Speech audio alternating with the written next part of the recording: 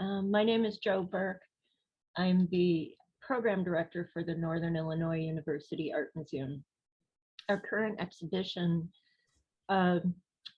just recently extended through May 14th is the NIU School of Art and Design Faculty Biennial.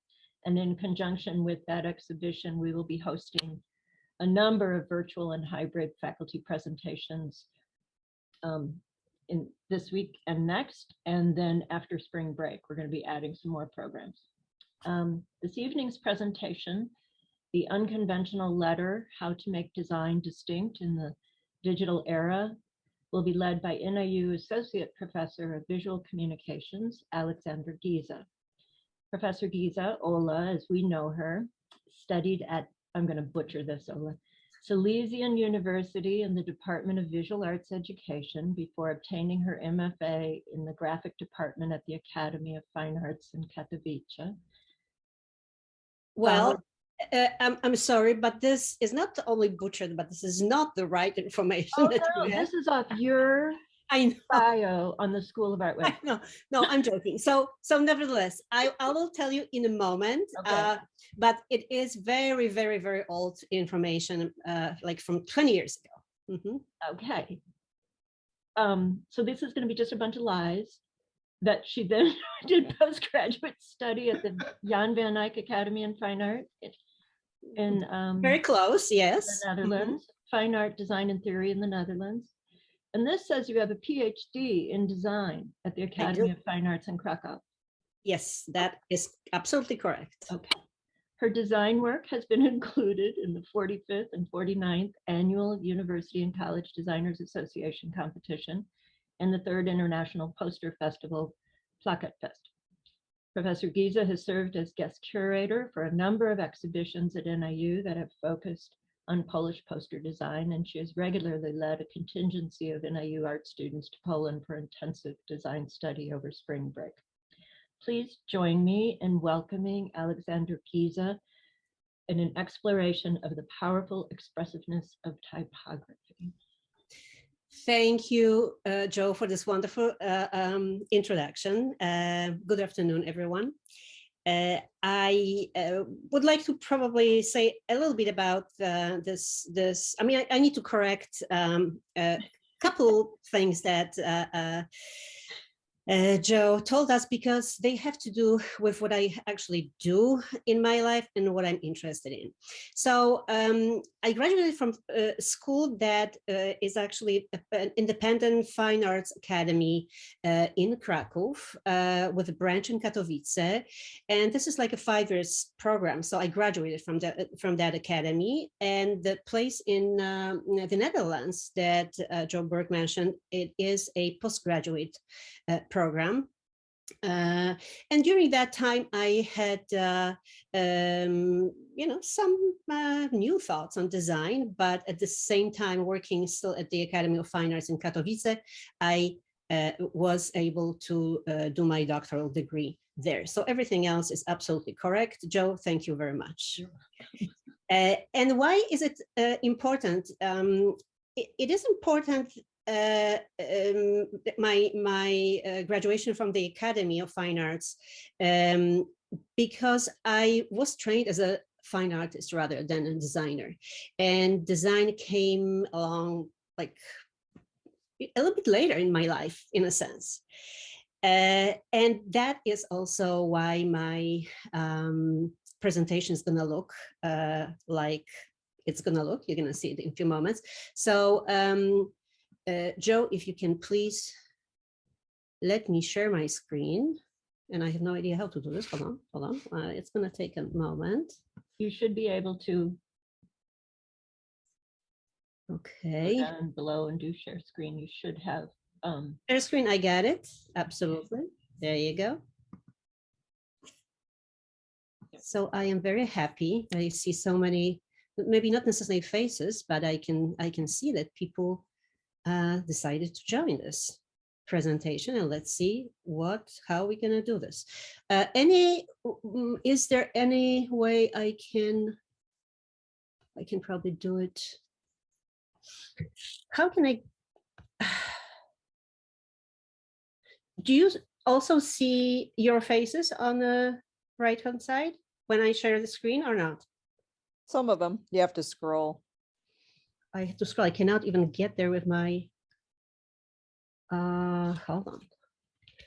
I have to, how about this? Would that work better? And now play.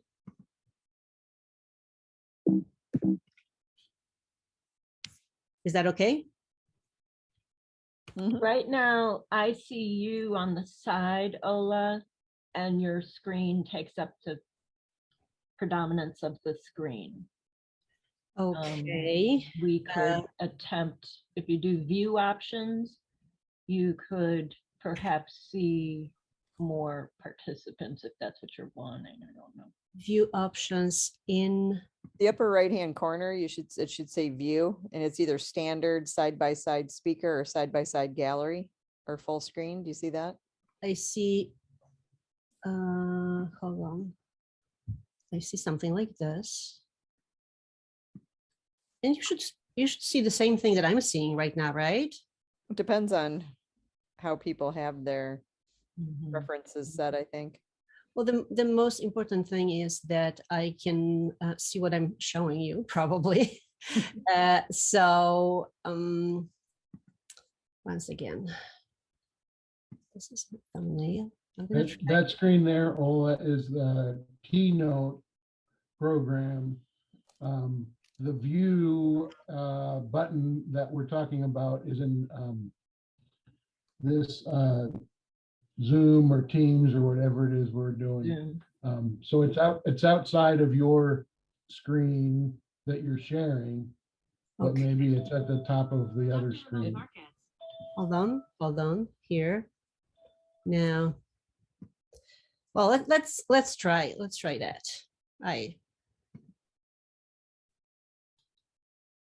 Basic files. I don't know. So I'm sharing right now, right? Yep. And I mean, this looks fine if you want to just do this. okay, but when I am sharing it, I cannot even close everything that I see here. So I have to close this. Oh, okay. Okay, yes. All right, let's try. Okay, so the unconventional letter, how to make design distinct in a digital era. I am going to do a little bit of a reading, although for my entire career outside of my country, I was trying to present something with my notes, never worked really. So I'm going to butcher it anyway. Those who know me, they understand the situation. So here's my first slide, and it does not mean much. You may find number 6, maybe 2, if you really want to find some meaning. But I took this picture simply because I liked it. And that brings me to the point that I have been always intrigued by marks left by people on different materials. And for some reason, like very simple shapes, and especially geometric or like repetitive patterns or charts, diagrams, graphs were always more interesting for me than any other type of image.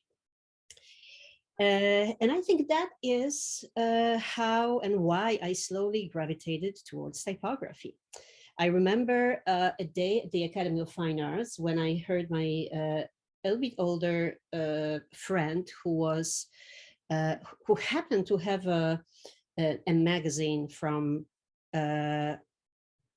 beside or behind, I should say, behind the Iron Curtain, and it was some probably Swedish magazine, and he was kind of looking at like a layout, saying to people, "Oh, take a look at this one. This bee looks so beautiful." And I'm like, what is he talking about? Why is he so fascinated by letter B? And pretty soon I actually understood that this was sort of my destiny as well. So there are few students among the group, and I would like to say a couple things about but just simply because the title of my presentation is the unconventional letter in the digital era, and I feel like I should start right there. And they obviously don't remember the days when the first computer, like a personal computer, was developed. It was 1974, I believe, and it came, was kind of introduced to the public in 75. And from that moment, we were looking at at that moment, we were looking at the typography that we see on the left side of the screen. And clearly, that typography was kind of crude, rather. There's definitely no finesse in it. I mean, it's interesting, and obviously it was used later on in design as imagery quite often.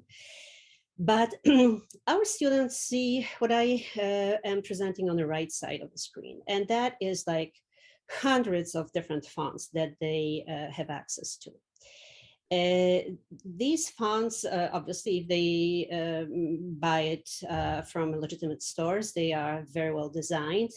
Many of our students simply go for free stuff, and these are not the best. But the thing is that all these fonts that they usually use, they are somewhat similar. I know that Perrin is probably going to kill me in a few moments, but in a sense, they provide certain kind of cleanness that is at some point for the audience may become boring. So quite often, big designers, and here's one of the greatest names, Stefan Sagmeister, they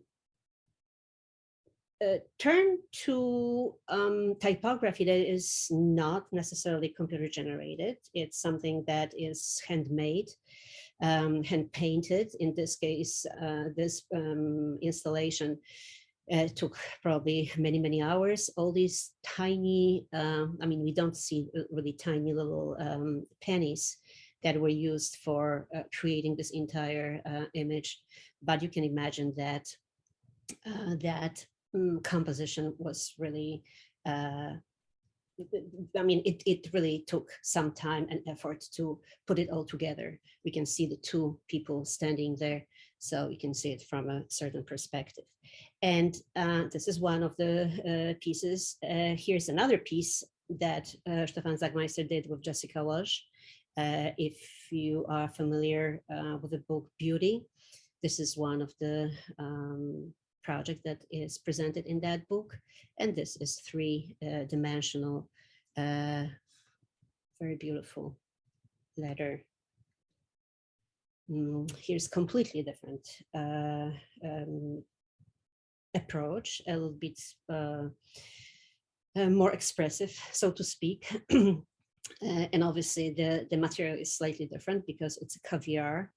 So Andrei Longvin decided to use this caviar in his poster. Yet we can still read the text. So we have letters, although it's Cyrillic, it's a slightly different alphabet, but those who read Cyrillic can definitely read what it says. Here's another designer, Mario Hugo. He's more maybe an illustrator, but he also does a lot of work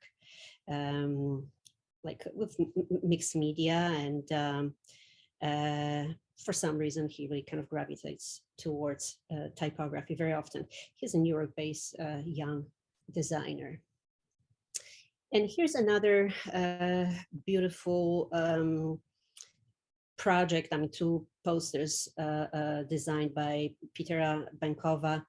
He's a Russian poster designer, and every single poster that he designs is like he just loves to work with expressive typography. So it's like a very gestural letter. Obviously, in some cases, it's going to be also Cyrillic because he's Russian, as mentioned. But I really react very, very well to this kind of work. Somehow we lost one project that was done by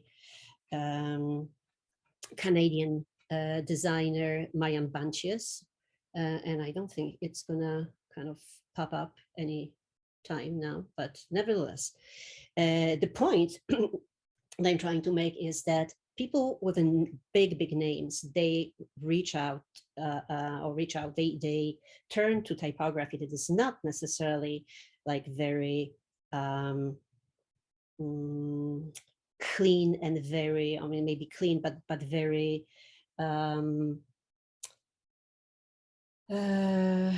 any word that you can give me, guys? Very Trying to get a sense of, well, you're talking about the, I'm talking about expressive and versus versus like the traditional or Traditional. classical. Thank you. That is Yeah. definitely. Okay. So it's not always this classical typography, but also a lot of handmade stuff, and we would call them maybe alternative. So I'm going to be showing you a lot of pictures that I kind of gathered for number of years now. So just to kind of give you an idea about the differences between mark and sign and letter, that's what is or has been fascinating me for all these years. I'm really interested in mark making and how what happens when that mark turns into a sign and then that sign turns into a letter. So therefore my interest is really like very broad, because we can talk letters that are that belong to any kind of alphabet, and be it Latin or Cyrillic or any other alphabets. We have over 100 of them now in contemporary world. So there's a lot of stuff that I can be inspired by. Now, this line here comes from Robert Massin. He's a French designer, but also works with typography predominantly. And he says that removed from words and separated from its semantic implication, the letter becomes an entity in itself. And I absolutely agree with that, because when we cannot read the alphabet, we cannot read the letters or kind of put them into like words that we can understand, they become an image. So that is what my main interest is. And just to kind of prove it, from like for maybe not millennia, but because that was more, I mean, the writing was more dependent on the tools that people were using. But here, these initials are showing us how people were trying to differentiate certain parts of writing, and these initials from manuscripts, they are obviously like a decorated capital letters, and the first as the first letters of the section, they could be always more decorative and more interesting looking. Sometimes they were bringing some additional meaning to the text that they were like they would be at the beginning of that text. So they obviously I mean, we can see that the most kind of obvious is their aesthetic or decorative value, but they also provide like visual point of reference. So they marking division of the text in a book's chapters, paragraphs, you know, etc. But it looks like the illuminators, the people who were responsible for writing this text, they could present somehow their personality and their distinctive style and their talent. And, you know, it looks like if we deserve glory, we don't want to remain anonymous, and we want to be different from everything and everybody else.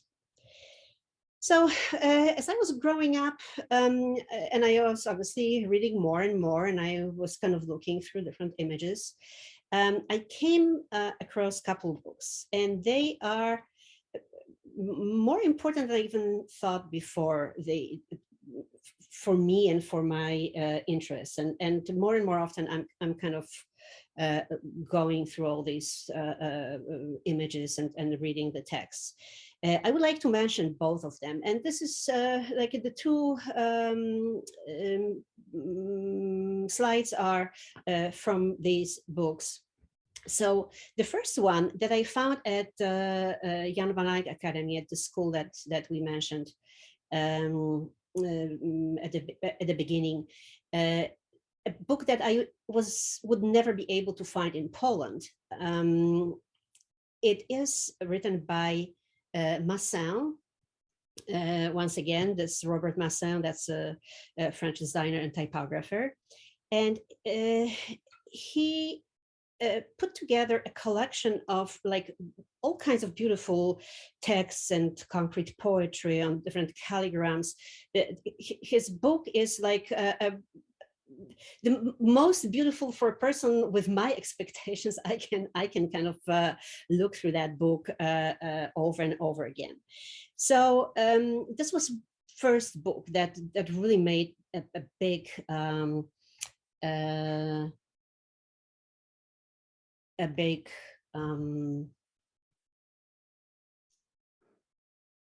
I can find it. Impact. Impact. Yes, thank you very much. Impact on me. The second one was a book that I found here in the States, and it is written by Johanna Drucker is her name, and it's called The Alphabetic Labyrinth. This illustration may be from the previous book. That really does not change much, because they are very similar. If you would kind of go through both books, you would understand that they are pretty similar. So once again, the title of this book is Alphabetic Labyrinth: The Letters in History and Imagination. I think that word imagination is really very adequate here, because it's not only about how the letter should look like, but how the letter can look like. So the book, Drucker's book, is talking about alphabets and letters that have been used in political and spiritual and religious systems over the millennia. And she also talks about various alphabets. So it's not only Latin alphabet. It is really just absolutely amazing body of work that she presents in her book. And I guess that's probably the moment when I can start talking about my collection. Why? Because I was so fascinated by these two books. And at some point I'm thinking, okay, so these people are interested in letters, so pretty much like I am.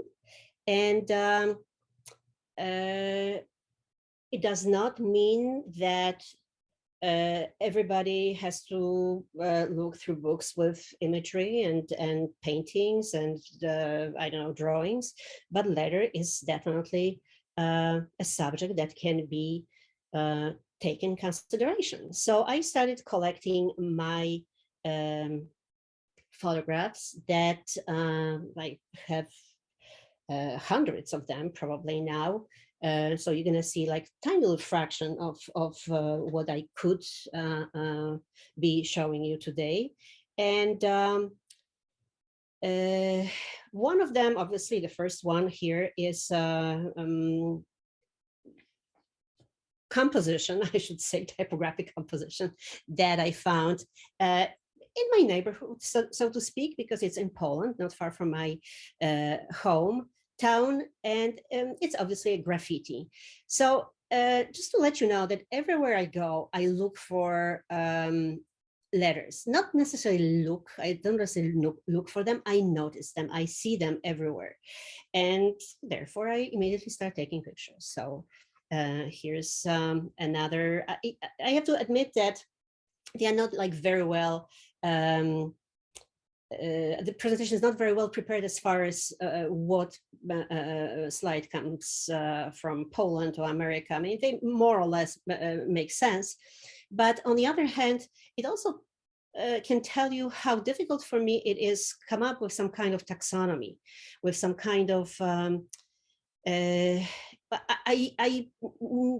order to create something, and hopefully at some point I'm going to create a catalog or album, maybe rather, of these letters. And I have to figure out a table of content, and it's not going to be like a bunch of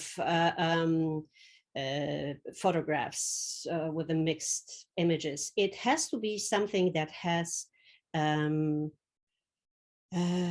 kind of taxonomy used.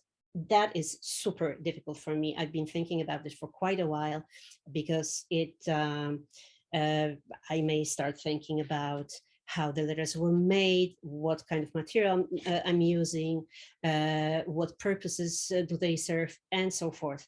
Not really very, very easy. But nevertheless, everywhere I go, I take pictures of every letter that I see. I mean, not every letter, but obviously, if I see something interesting, like here, this one is from Geneva, not far from here. Very American thing, have never seen that in Europe. And these are quite clever messages that young people put on fences, informing us about some events going on. So quite a nice, clever way of building a letter. Obviously, everywhere in the world, and especially when there's no access or that much access to technology, people make their own typography. And I really, really like all these pieces. So the main purpose, I think, it's not necessarily to have a collection just because I would like to have a collection of these texts or words or letters, but simply because they are going to be gone very soon. I mean, we can clearly see that many of these signs were once hand painted, and now they are all replaced by like prints out of the whatever printers. This is becoming so easy now and so affordable that people simply don't need to do it by themselves. But obviously, letter can look very different depending on the material that we're using. And I can imagine that there are people who are really fascinated by these sewer and water boards, and they collect them because they really look very interesting. In my case, obviously, it's typography, so I also have several of these. One of the most common thing that I see here when I go through any like antique store or secondhand store are all kinds of different embroiders. So this is very beautiful letter K embroidered. And just for my students, I would like to remind you guys that many of the contemporary designers, like very good designers, Paula Sher, for example, she did a lot of projects based on found typography found in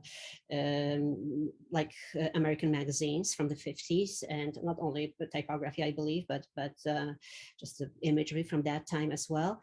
But things are coming back to us, or they are fascinating because we don't do them, we cannot do them, and some people obviously kind of still try to use the old-fashioned methods to convey certain messages. And this is beautiful embroidery. This is actually the back of the embroidery from our anthropology museum. I'm going to count on Peter and Joe, if you guys can later on help me to identify the event. It was in 2010. I could not find it on the NIU website, so I'd be absolutely happy. Here is another beautiful, it's obviously very colorful, so it's not only the typography itself, but the image that it creates and the image it's combined with. So this is the Suzani embroidery, and there is also some type of message in Cyrillic. And this beautiful thing, I don't know, it's probably not a curtain. I really could not find any better word for that, but it's definitely crocheting or crocheted. And it's quite large, I have to say. I have to measure it. I think it's still in our one of the stores here in DeKalb. Beautiful. It's the entire text here. So quite some work was put in use, in a sense. Another couple of things that I keep seeing here in America, and they are completely not European, that would be like typography that we see here, and obviously all the information boards that we usually see in front of gas stations. This is also something that is super American. It's Americana. I don't remember any of that from Europe when I was growing up. So sometimes, even though it's not necessarily too expressive, but the image is very interesting. So that's why I take images like this as well. As probably mentioned already, I love to go to old secondhand stores and antique stores. So quite often I see a lot of typography there, and I have a number of these photographs. Some better, some worse, but definitely I'll be able to find a few of them for my little album. So here's the beautiful God bless plaque. Another type of image in typography that I really like is some people call them like a ghost typography, and I know I've seen even books on this type of typography that is vanishing, or it's kind of like deteriorating over time. There are many of them in DeKalb, surprisingly. I mean, less and less, obviously, over the years. I like 20 years ago, I've seen a lot of them, and I thankfully took a number of pictures, but this one is from Malta, and it's very beautiful tune-up advertisement, and it's a very interesting typography. You can still read it. Everything is absolutely legitimate here. Garage sales, all kinds of different weird places where people sell things for like pennies. Unfortunately, this one I was unable to buy. Somebody else bought it with a huge box of some other things, and that was the only thing that I really wanted from that box. So very beautiful stencil plates. Also, I've never seen anything like this or quite like this. during my long years going to all these secondhand places. This is quite interesting. It's old cigarette ad, and it actually became a part of furniture. It's in a paper store in Chicago, and it was turned into a table. So when I take my students to Chicago, I ask them to take pictures of any kind of typography that we see. At the end of that trip, they usually have like maybe 2, 3 photographs, and I have 20 of them. So this was really very nice. I'm very, very proud of myself finding this one.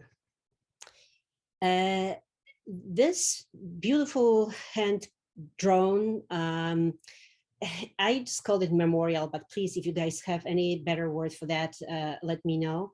And I was so intrigued that I had to show it in 2 slides, because this is one and this is another one. I found them in an antique store in St. Louis. I was absolutely mesmerized by this. Obviously, not only the typography, but the color and the entire image is wonderful for me. Sometimes you see messages, like very simple messages, and the tool obviously is very important here because it's a lipstick. And as we see, somebody's asking, somebody's out. So very nice for my collection. Many of you would not be able to tell what it is. Obviously, it says air filter. I was quite surprised that people started using it almost like a board. And I've seen a number of these already. I have at least like 3 or 4 even different ones. This picture was taken in Chicago. Obviously, everybody knows these, right? Probably everybody has like a mail letter somewhere in their home. Maybe not. Maybe I have, too many. But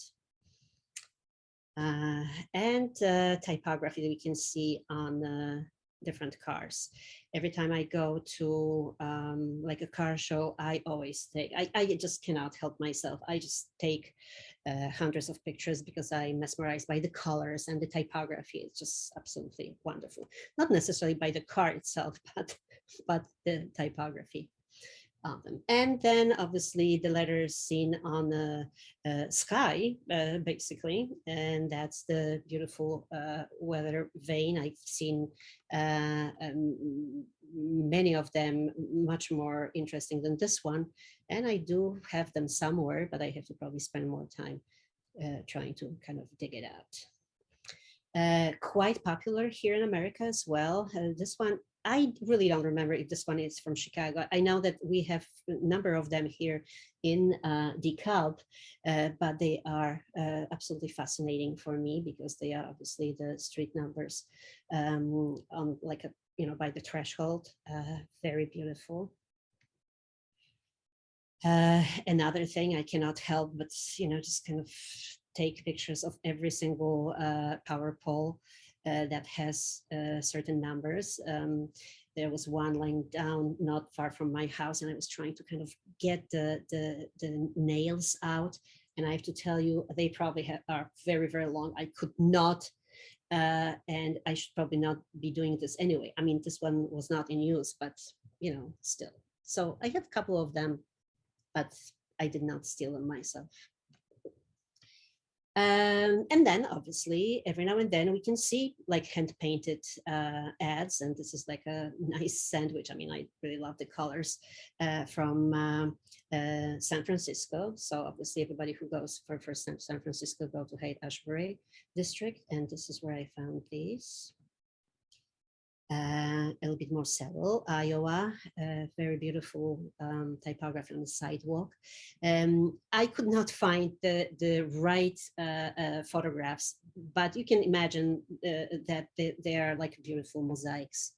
And I have many more pictures from that very spot with really very nice, nicely presented typography.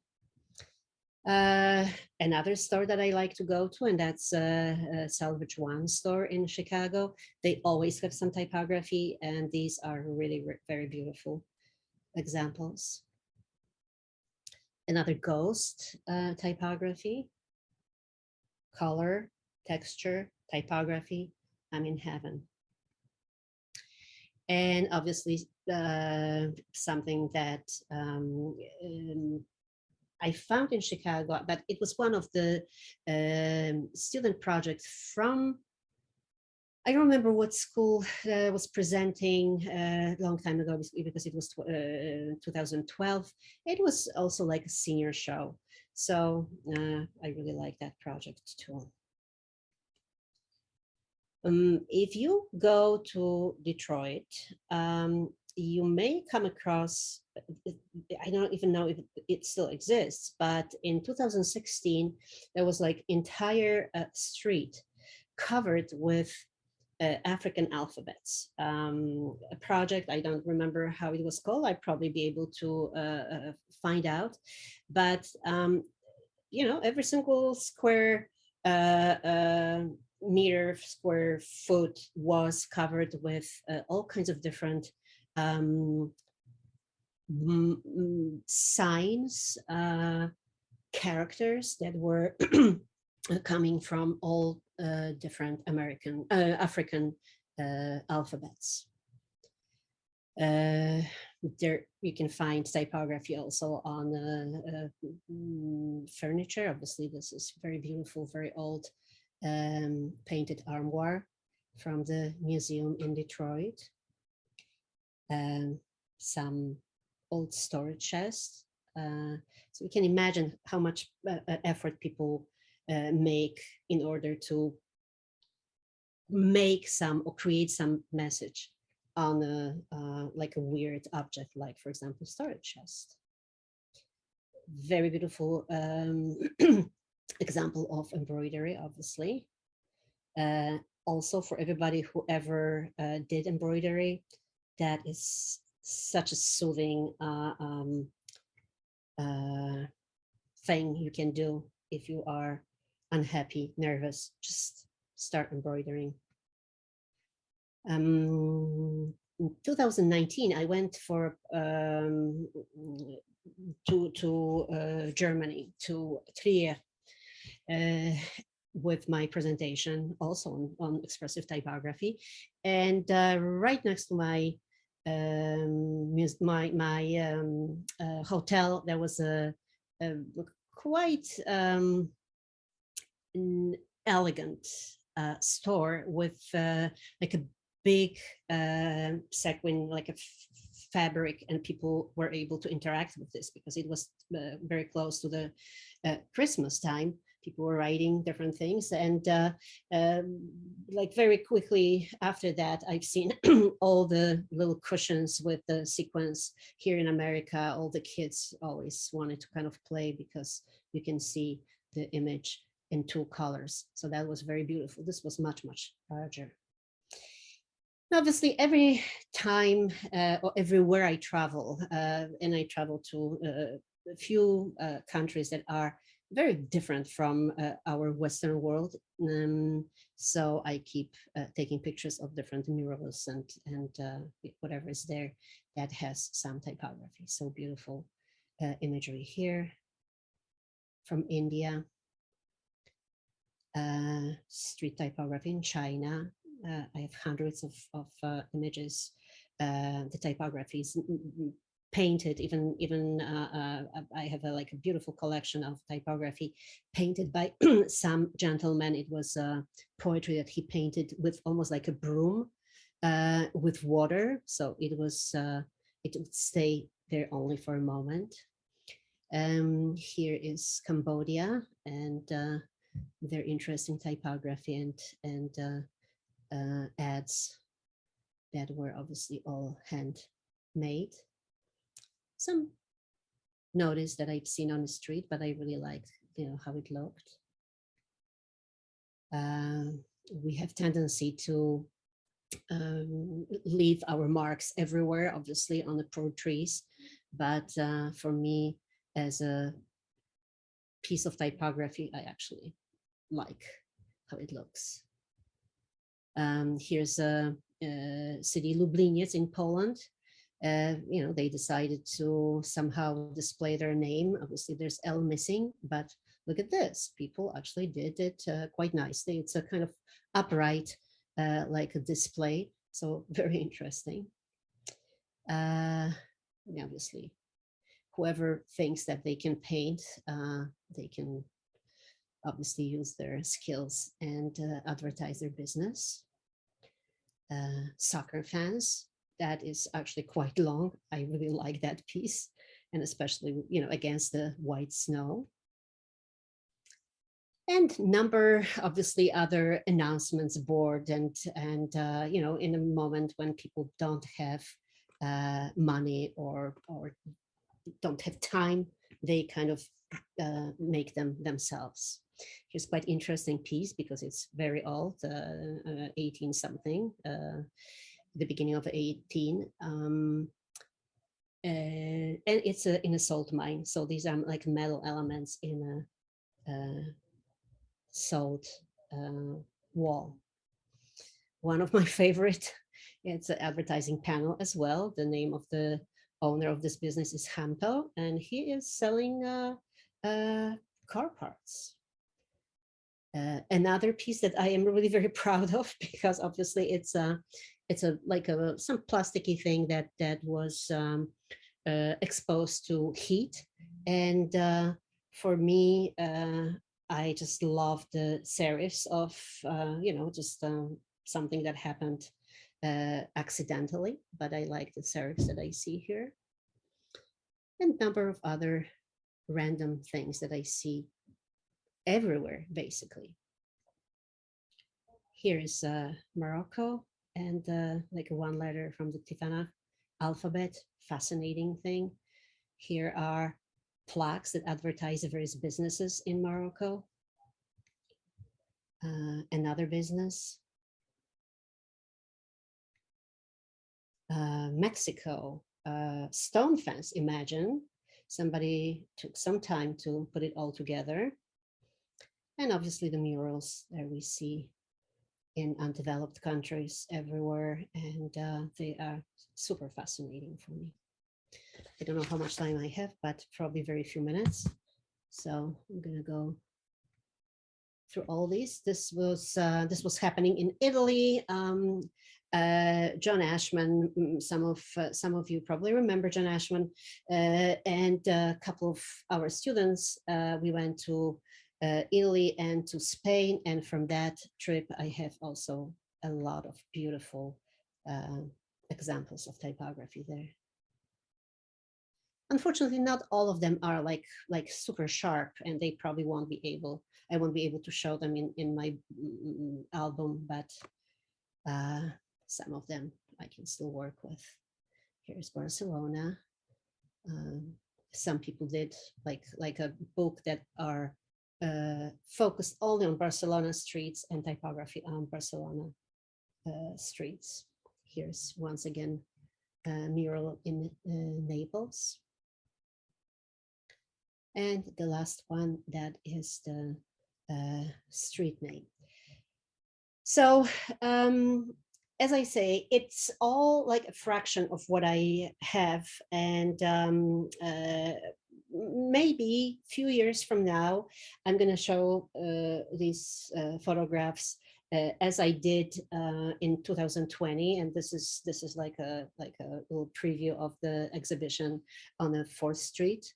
And I would like all my students, of course, but everybody to pay attention a little bit more to typography that we see on the streets, not only because we can read it, but also because it looks so very interesting. And I guess that's all I have for you today. Thank you very much. Thank you, Ola. Ola. If anyone would like to unmute and ask questions, please go ahead or put them in the chat. Questions, Comments. comments. Ola, of course, I share your interest in this type of. I know, Keith. Mhm.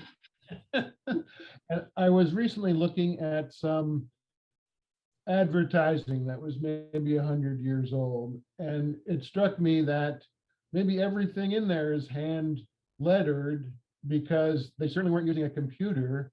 Some things could have been typeset with manufactured lettering, but most of the text was very unique and sort of expressive and flowery, and maybe had an Art Deco look to it, or an Art Nouveau look to it, or its own unique something or other. And sometimes it related to the, if they were advertising for can openers, maybe the letters were made out of can openers or something. And so even though it was not sort of handmade in a crude sense, it still seemed handmade because there could be no one would make a. Absolutely. You couldn't download this on a computer, even if there was a computer available. Well, I only hope that we're gonna get together after this entire pandemic is gonna be over, and we're gonna spend more time and talk about very nice things like typography. Well, I have a little note for you to remind me about the lettering that you showed on the truck. There was a designer at the last type conference who their entire presentation was on type from the automobile industry, and they got a bit into the lettering style and also the production method, if it was metal or plastic or one piece or separate pieces. It was pretty interesting, and it even reminded me of a lot of the lettering that you see on music instrument amplifiers. Like a lot of the amplifiers had these metal nameplates. Sure. And some of them are based on, whoever started the company. It might be their handwritten signature that was the inspiration for it. Because a lot of the names, Gibson or Marshall or Fender, they all, at least Marshall and Fender all came from the people's names. But each one of those, the lettering is so unique and interesting, and they all started out with some challenge of how do we get our name on this thing and make it look handmade or custom made, but also mass produce it. And so remind me about the automobile one. Thank so you. I can get that to you, because I Yes. think you'd enjoy that. I definitely will. All right. Tremendously. I can see names of my students here. If you guys have some photographs or can think of some places where you can take photographs, please come to me. I would love to put together some kind of small booklet with a collection done by students. I have also a number of these photographs, so please remember. Thank you very much for listening, and I really hope that everybody is now a little bit inspired by that typography. I think so. Thank you very much, Very Joe. much. It was nice. I had that opportunity. Thank you, Ola. There is a comment in the chat from Billy Callahan, noting the history held in artistic expression via text. How do we retain that richness of culture in the modern era with loss of teaching cursive in school, lots of embroidery arts, increased mechanization, etc.?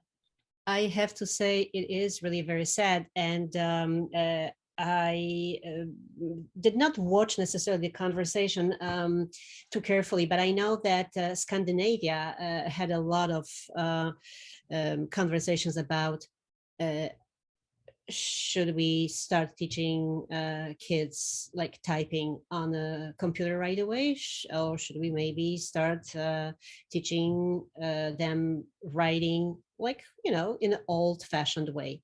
And it is very sad.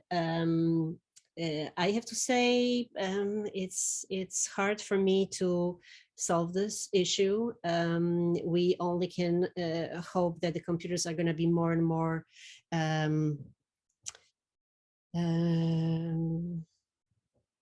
or going to be allowing us to work with more and more sophisticated typography, but I can only see the dark future as far as the handwritten text. Thankfully, a lot of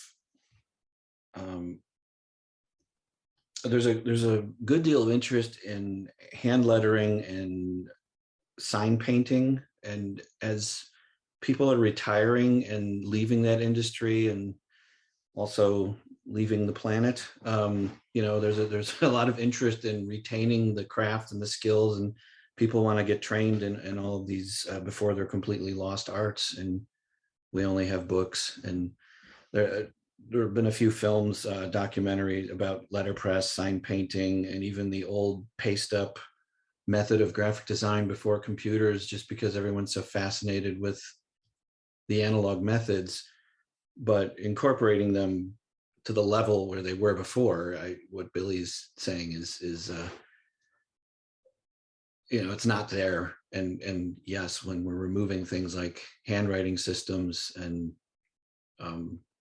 all the different forms of the penmanship classes, when they would teach you to write the alphabet, depending on what country you were in, what era you were studying, you would have a different script. You'd have Edwardian script or Spencerian script, and all the books where you write the letter A 7,000 times, and it becomes muscle memory. Yep, that is exactly missing. And there's no real way to get that back. Hand lettering is nice, sign painting is nice, but it's not to that level of multiple years of training just to correspond in writing. Yeah. And really, it's done by a few people in the industry. So, and if we want to talk about just the general public and kids at schools, that is really very sad that none of them would be writing beautiful letters. Not only they have no idea how to write, but that is another thing that I really enjoy, looking at the handwritten notes, from like 200 years ago, 100 years ago. It was beautiful. It was beautiful, and it needs to be somehow preserved.